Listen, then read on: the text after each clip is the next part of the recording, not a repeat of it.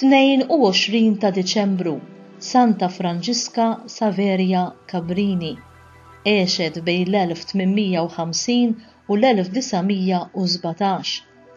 Franġiska twildet f'Sant'Angelo, qrib Milan, kienet l-iżgħar fost 13 aħwa ta' familja ta' bdiewa.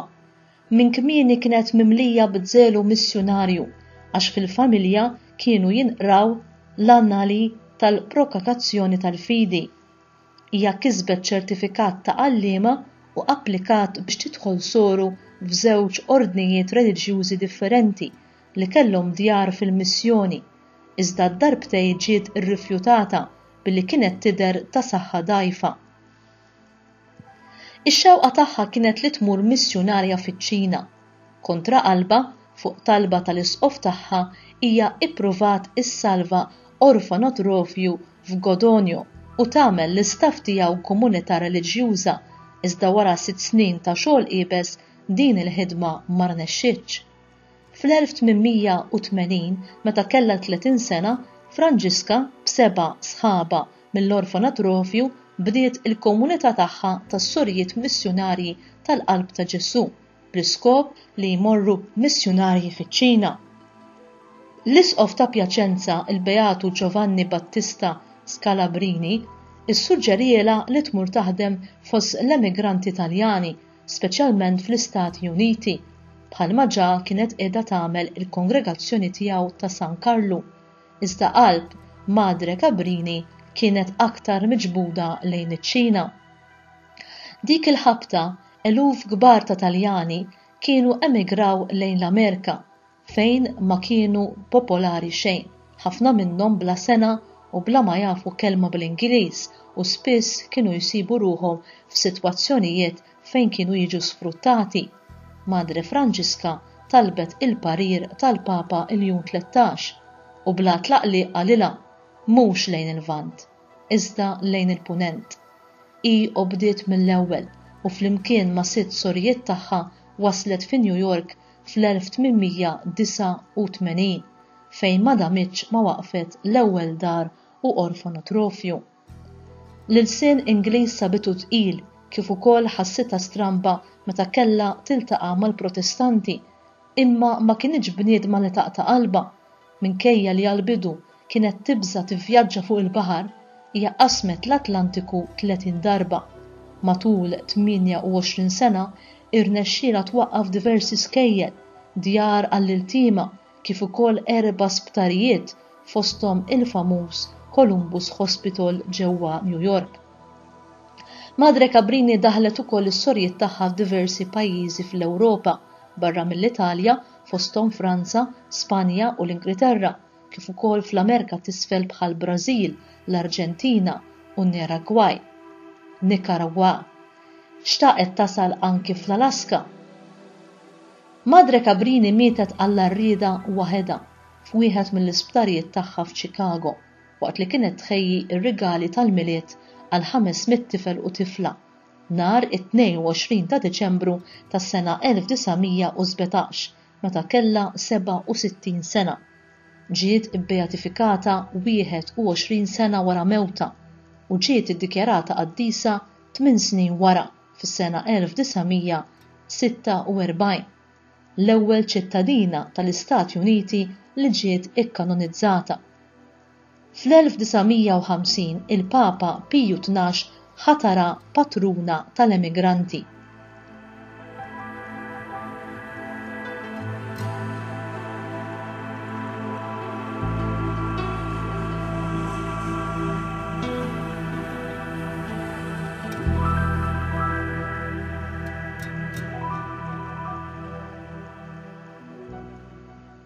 Inebħuna il-kelmiet ta' San Giovanni Paolo II.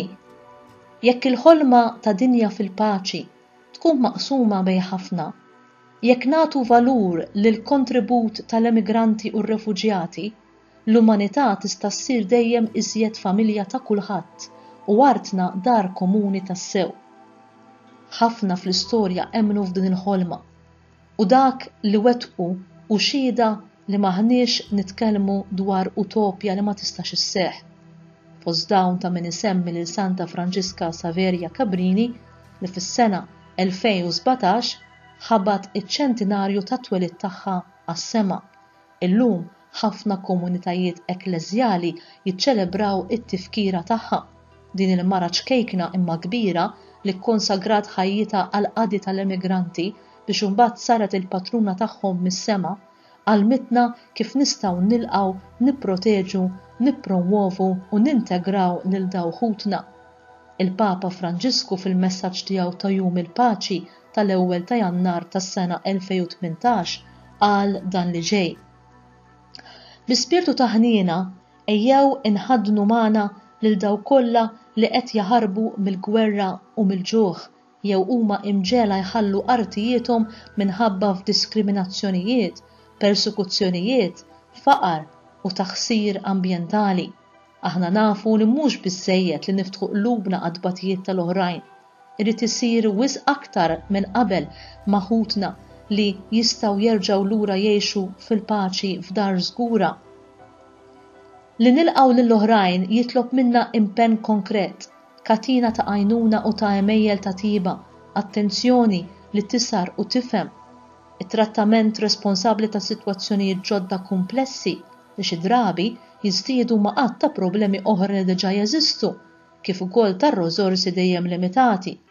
Bil-pratika tal-virtù tal-prudenza, min jiggverna jista' jaraf jilqa', jippromuovi, jipproteġi u jintegra waqt li jistabilixxi miżuri pratiċi u jgħinhom isiru membri ġodda ta' pajjiżhom fil-limiti tal-ġid komuni mifhuma sewwa.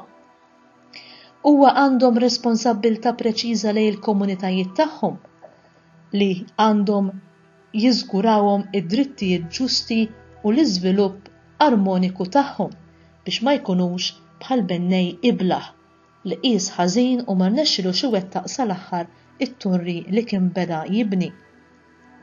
L-erf tal-fidi jagħtina din il-ħarsa li kapaċi tindebaħ li wkoll nagħmlu parti minn familja waħda, immigranti u popli lokali jilqawhom u l-koll għandhom l-istess jett għall-użu tal-ġid tal-art li id-destinazzjoni tagħha hija universali kif tgħallem id-dottrina soċjali tal-Knisja.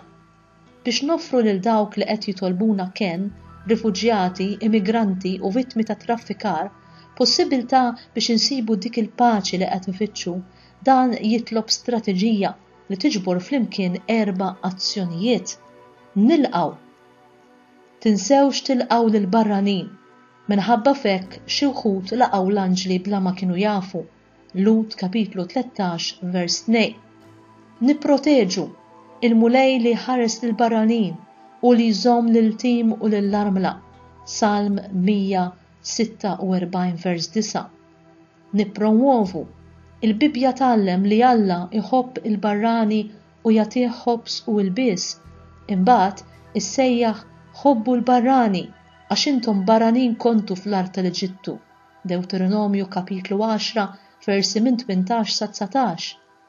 Nintegraw għalhekk m'għandhomx aktar barranin u frustiera, imma intom ċittadini flimkien mal-qaddisin u n-nies tad-dar ta' Alla.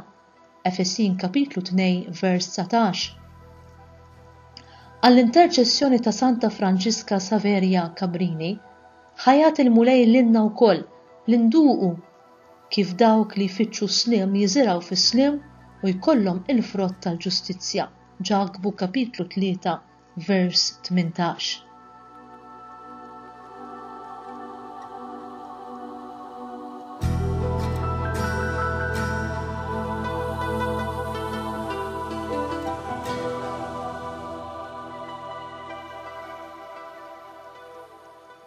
Talba, Alla ħanin, int ħeġġiġna permezz ta' ibnek Ġesu biex nitolbu l-għajnuna tiegħek fil-bżonnijiet kollha tagħna.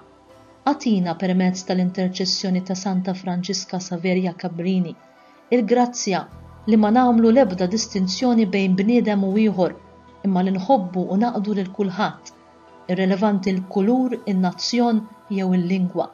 Nitolbuk dan bi Kristu Sidna. Amen.